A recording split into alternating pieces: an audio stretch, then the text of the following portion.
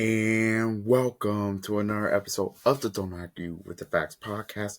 I'm your host, Noah Love, and today we're going to be talking about the top 25 for college football. The preseason rankings have been released. I'll give you my thoughts on it, and we'll talk about some of the week one games that will be ranked versus ranked. Also, breaking news, Jordan Addison has been suspended for 3 games, I guess, for PEDs. We'll talk about that. And we will also talk about March Madness not expanding for the 2026 college basketball season.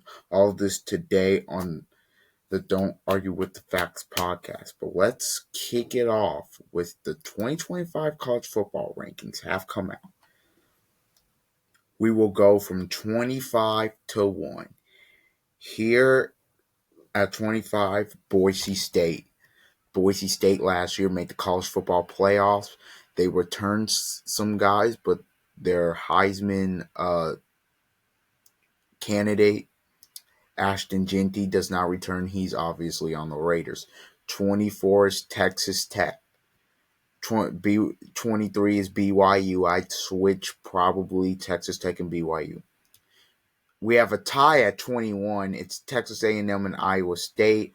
Honestly, I'd have Texas A&M at 20 because up next at 20 is Kansas State. I would have Kansas State at 21.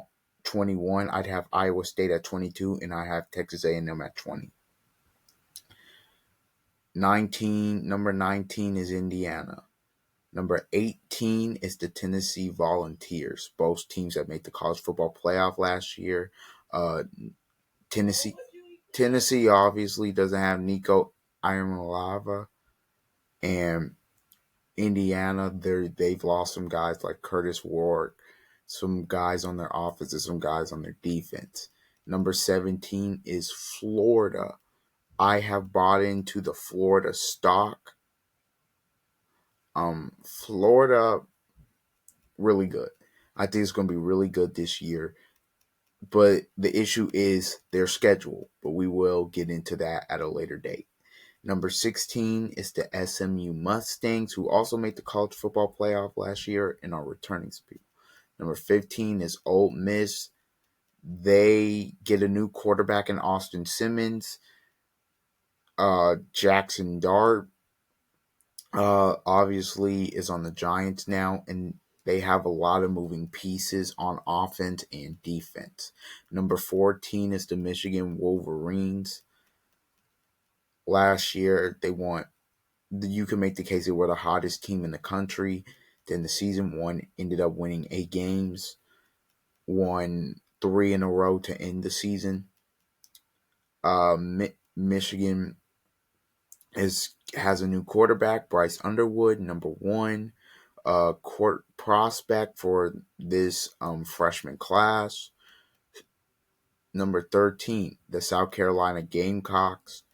They had won 6 in a row before their bowl game, just barely missed the college football playoff last year. They bring back Lenore Sellers. They lose a little bit on the D-line, but their team, I still think they're going to be really good. Number 12 is Illinois. Illinois Fighting Illini.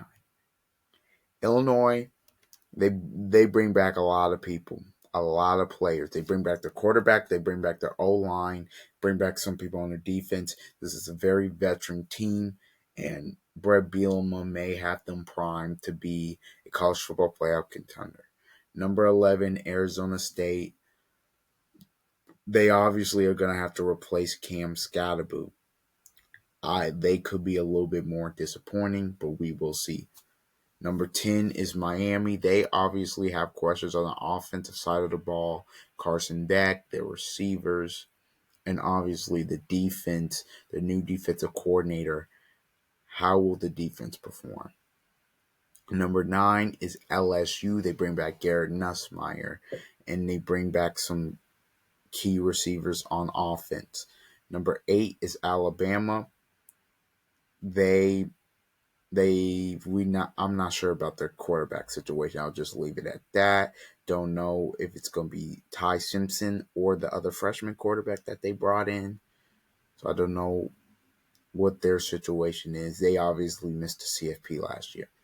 Number 7 is Oregon. Number 6 is Clemson. Number 5 is Notre Dame. Number 4 is Georgia. Number 3 is Penn State. Number 2 is Ohio State. Number 1 is Texas. In terms of the top 25, a little bit shocked that Oklahoma and Missouri aren't in the top 25. A little bit surprised by that. I think Oklahoma is going to be a very good team this year. I think they're going to improve. I do think they're going to improve this year just with John Mateer, the quarterback spot. I I like mainly what they did on offense this offseason. The offense obviously has to be better in the defense. Obviously, I still think they're going to be good. The defense was not the problem in the majority of the games last year was the offense. But this is what I would switch from the poll. Ohio State would be 3. I would put Penn State at 2. Actually, Ohio State would be 4. I'd put Georgia at 3 and Penn State at 2. Clemson, I'd move ahead of Notre Dame. So Clemson would be at 5. Notre Dame would be at 6. Uh, After that, I think I would move, let's see, I would probably move Florida ahead of, I'd actually move Florida to 14. I'd have Michigan be 15. I would have SMU at 16 and Ole Miss at 17. Those are really the only changes I would make in the list. Those are really the only changes I'd make. I think it's pretty solid. And then there will be obviously some sleepers this year that aren't ranked. Georgia Tech, they made a lot of progress last year, bring back a lot of guys, especially their quarterback Haynes King. Nebraska, this team obviously they have some new coordinators, but with their schedule, there is a way that they could easily be 9-3 or 10-2 and potentially sneak into a playoff berth. That could be it. Number 3, Utah. Utah finished 5-7 last year. Didn't make a bowl. This may be Kyle Willingham's last year, but I think they're going to be really good because it's the first time probably in about, I'd say, 6-7 years where in terms of the conference, the spotlight, they don't have expectations. They don't have expectations this year. They were picked to finish in the top 3 last year, and because of quarterback issues, it did not happen. They have a transfer quarterback coming in this year from who was all Mountain West, played at New Mexico. The offense should be better, and I believe that they're still going to be physical. They're still going to be a physical football team, and in that Big 12, I like them.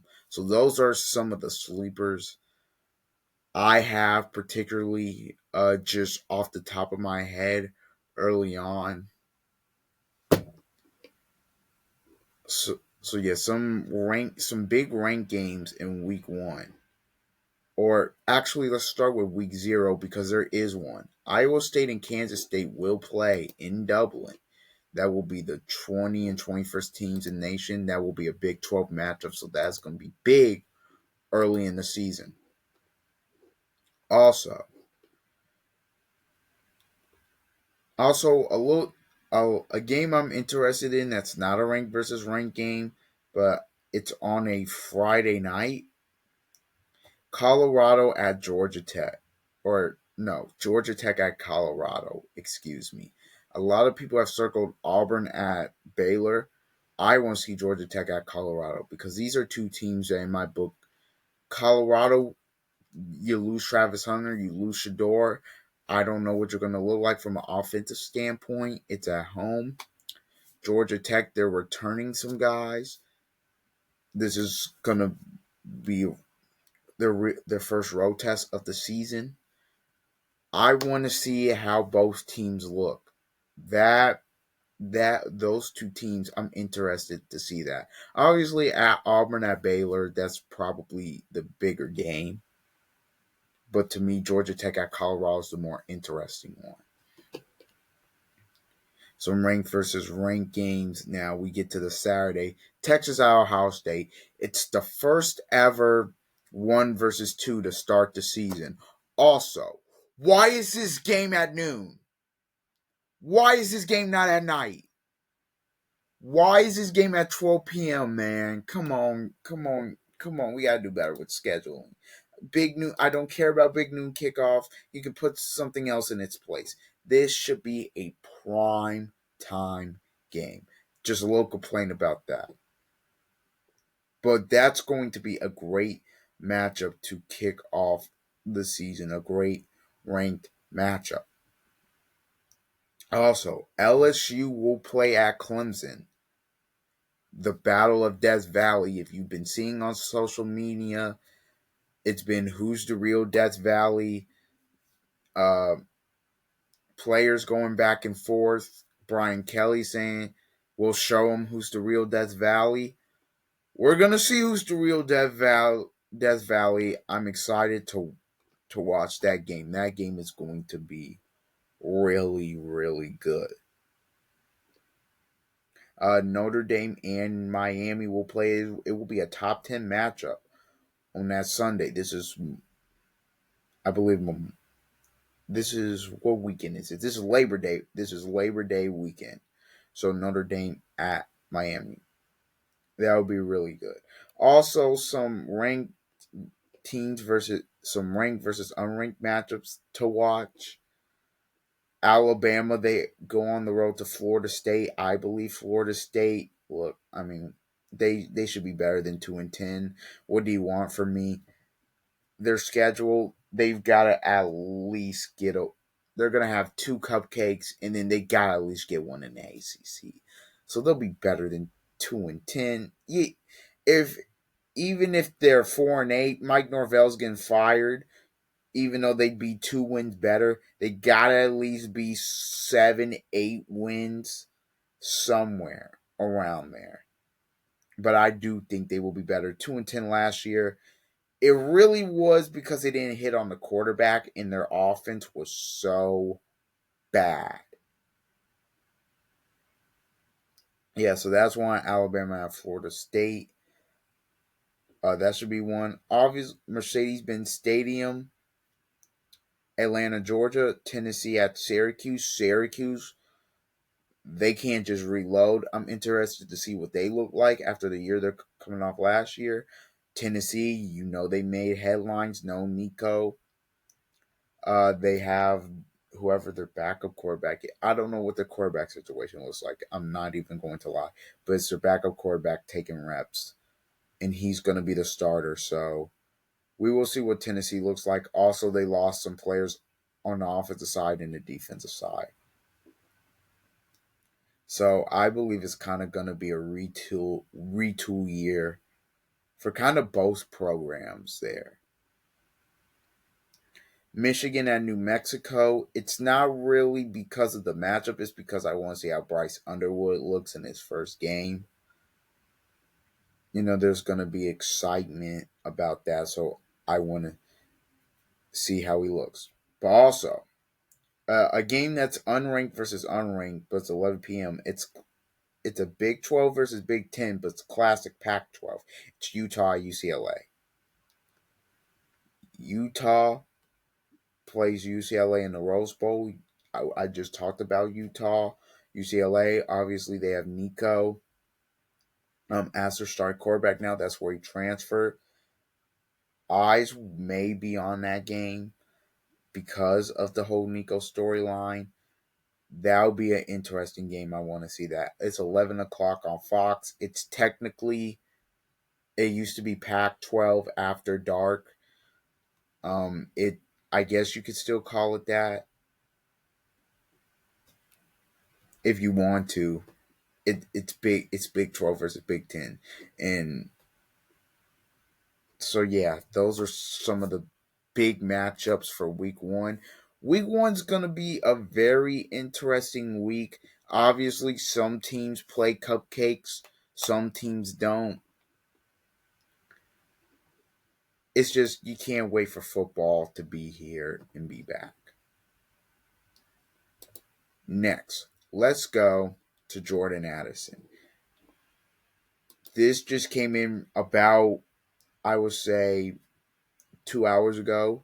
Jordan Addison has been suspended without pay for the first 3 games of the 2025 regular season for violating the NFL substance of abuse policy, the league announced Tuesday, August 5th. Addison is permitted to participate in all training camp activities, including preseason games, without restriction. So yeah, that's kind of that. In terms of him, that's a big blow, obviously, for J.J. McCarthy, because Justin Jefferson, you obviously still have him,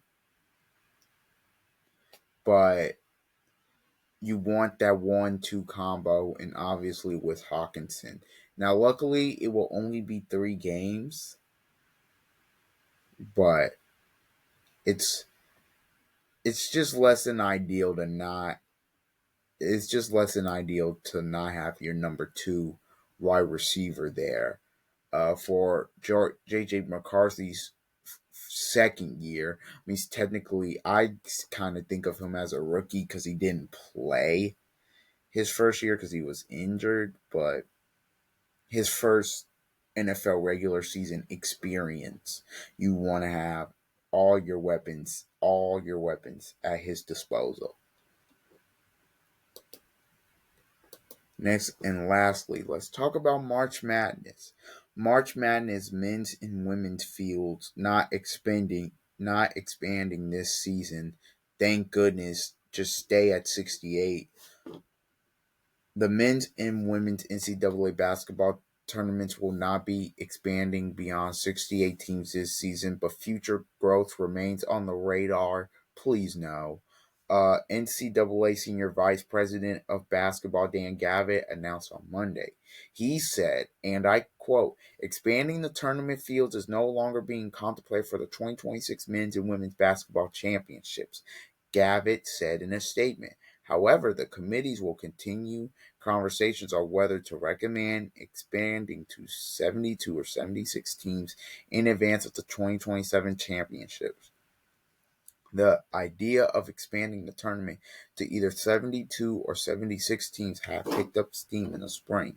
NCAA President Charlie Baker said last month that the biggest challenge for tournament expansion, particularly one that would take place in less than 8 months, is logistics. The tournament has to start after the conference championships are over, he said. And right now, Selection Sunday happens like 2 hours after the last tournament game ends and has to finish by the Tuesday before the Masters. There's not a lot of room there. Any expansion we're going to have to figure out how to put in and logistically how to make it work. Baker has said adding teams could add value to the tournament, and he said the NCAA already has had good conversations with TV partners CBS and Warner Bros., whose deal runs through 2032 at the cost of around $1.1 billion per year. The NCAA tournament expanded from 64 to 68 teams in 2011. The change introduced the first 4 round, a set of pre-tournament games in which the 4 lower-seeded at-large teams and the 4 lower-seeded conference champions compete for spots in a traditional 64-team bracket. Baker indicated in May that the current formula has flaws and said it would be beneficial to give more opportunities to worthy teams. If you have a tournament that's got 64, 68 teams in it, you're going to have a bunch of teams that are probably among what most people would consider to be the 68 or 70 teams in the country that aren't going to make the tournament, period, Baker said then.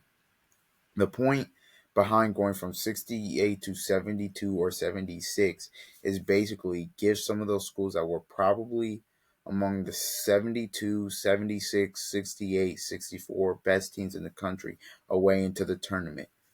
I will address this after the article.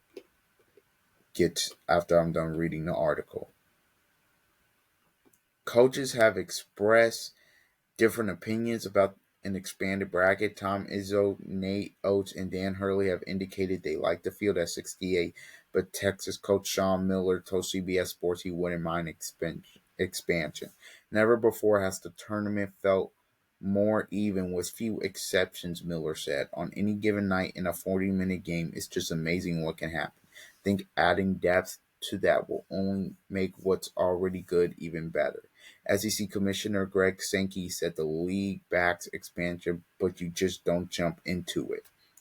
So if there are reasons from a broadcast point, a financial point, logistics point, or competitive realities that don't support expansion, again, we are going to be fine, he said at SEC Football Media Days last month. But I think this is the right decision to at least explore. Kansas Coach Bill Self said fellow Big 12 coaches seem to favor an NCAA tourney expansion. The Big 12 has 7 bids in 2025, half the total of the SEC. There was a little bit that was brought forth in the consensus among the coaches, even though it was very little, would be in favor of that, he said earlier this year.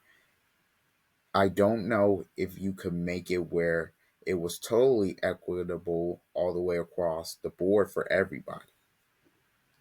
That's where it ends. Okay. Now, let's get back to the 72, 76, 68, 64 best teams comment. I cannot stress this enough. They don't need expansion. 68 is just fine. 68 is fine. That's how it should be. I don't need to see who were the West Virginia was one of the teams out, Indiana, and Ohio State. I don't need to see 17 and 15 Ohio State, who lost to Iowa in the Big Ten tournament first round, go to the NCAA tournament, who are 2 games over 500. I don't need to see that. I don't need to see Indiana, who should they have probably been in over North Carolina? Yes, but I don't need to see them go and play in the NCAA tournament when their guard play, for a lack of a better term, was garbage. I don't need to see that. If you are on the bubble, there was no difference between North Carolina and Indiana. There was no difference between West Virginia and who else was on the bubble? Who else made it in? I forgot. San Diego State. There was no difference. If you are on the bubble, and this is my take on it, if you are on the bubble and you don't make it in, that's on you. You have about 30 plus games to make the NCAA tournament. Even more if you're going to Maui and all this stuff. And look, the selection committee's full of it at times in terms of the seeding and everything. You know that. But don't put it in their hands. If you make the NCAA tournament and you're on the right side of the bubble, good for you. You don't want to be sweating like that, but good for you.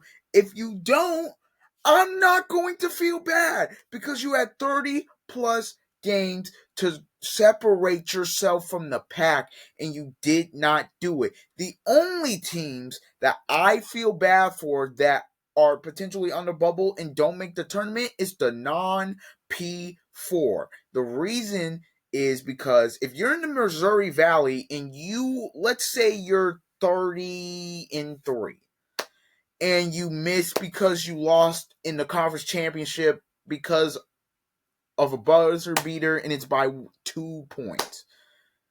and they look at your resume and say, nah. The reason I feel bad for you there is because you don't have a lot of chances to play these non P4 teams. Or if you do, you have to go to them. They won't come to you. That those are the only teams I would feel bad for. I don't need to see the 11th place team in the Big Ten or the 13th place team in the SEC go and play in the NCAA tournament. What happened with the SEC this year was an anomaly. You don't get 14 teams most years. That was an anomaly. I don't think that's going to happen again, personally. If it does, hats off to the SEC, but I don't think that's going to happen again. I do not need to see a team who was left out. Not New Mexico. I do not need to see Boise State, because the Mountain West is a good league and they get multiple bids. So I'm kind of leaving them out of like that non P4, like the Missouri Valley and all that. I do not need to see them go and play in the NCAA tournament. If you are a non P4, if you are a Power 4 team, if you are in the ACC, if you are in the SEC, the Big 10, and the Big 12, you have plenty of opportunities to separate yourself from the pack without the non-conference. So if you don't get into the NCAA tournament because the committee deems your record or resume not good enough, that's on you. I'm not trying to see, by this logic, let's say they went to 72. Indiana, West Virginia, and Boise, and 17, I'm stressing this, 17 and 15, I just almost knocked my computer down. 17 and 15, Ohio State would be in. I don't need to see it. I'm sorry. And by the way, for those kids that don't make it, it's gut wrenching. But you had opportunities. I don't need to see it. 68 is fine. A lot of people want to go back to 64. I don't, because I am a guy who will make the argument that if you go to the first four, there have been multiple teams that got to the second weekend or even got to the final four. So that's more of my argument not to completely abolish the first four. But now that we're adding, why do I need to add 8 more teams? Why do I need to see Nebraska in the NCAA tournament when they had lost 7 of like their last 8? Am I losing my mind? Am I difficult for you guys to understand? We don't need to see that. It's just like in college football. Why I wish it was 8 teams instead of 12. Last year we were arguing for 9-3 Alabama, who lost to Vandy in Oklahoma. We were arguing for a Miami team that hadn't had a ranked win all season. I don't need to see that. Them in the playoff. But football's a different sport. It's a different deal. So we'll kind of put that away to the side. But you guys know my stance on that. My stance on this is, if for one final time, if you are on the right side of the bubble and you get in, good for you. If you're on the wrong side of the bubble and you don't get in because your record, if you're like 5 games over 500 or something like that, sorry for your luck, Chuck. I don't know what to tell you. That's my rant, though, because we do not need to expand the NCAA tournament. I get it for money purposes. We just don't need to expand it because of the points I just gave out. Anyway, that has been an episode of the Don't Argue with the Facts podcast. I have been your host, Noah Love. Please like, comment, share, and subscribe. Until next time, see ya.